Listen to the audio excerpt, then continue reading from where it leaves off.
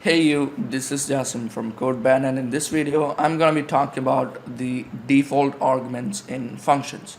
So if you haven't subscribed my channel, please do subscribe my channel and click the bell icon near to it. So without any further, let's jump right into it.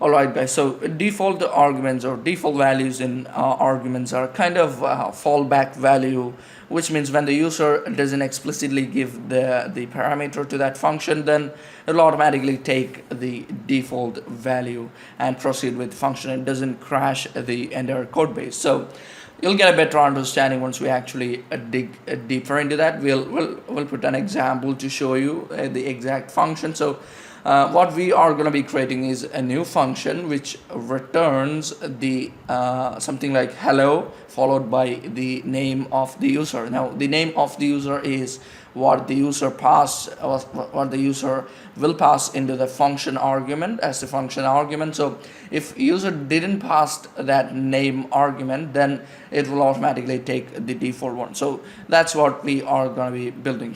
So let's make a function. I'll call def for define, then I'll name the function as print name.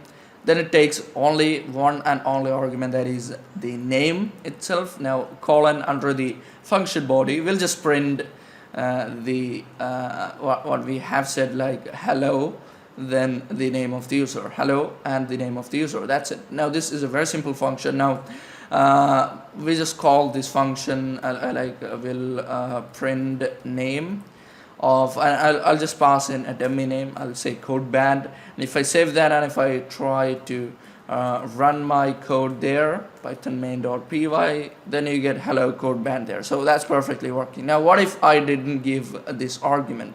Like if I didn't do that, if I run the code, it says missing one record positional argument, that is name. So that's fine, that's totally fine. We're expecting the name to be there, but we didn't pass that, so that's the error. So we'll fix that by using the default value for name, which means if I say something like name is equal to John Doe, for instance, then you can of course run the code again and it will just print hello John Doe.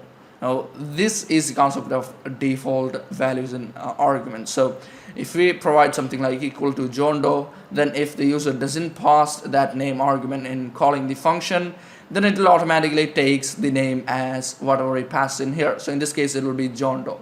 If it was like Jane Doe, then it will print hello Jane Doe. Now what if the user passed the value, like let me say again CodeBand, if the user passed the value, then if I run the code, it says hello CodeBand. So if the user passed the value, it will not take the default one, otherwise it will just go to the fallback value and just print that there. So it'll not give you any errors if we didn't pass the variable there, the name there. So that's the whole concept of the default arguments and functions. So I hope you understood the concept, and if you have any doubts, please let me know in the comment section. And thank you guys for watching. Please subscribe my channel and click the bell icon near to it. So thank you for watching. We'll see you in the very next one.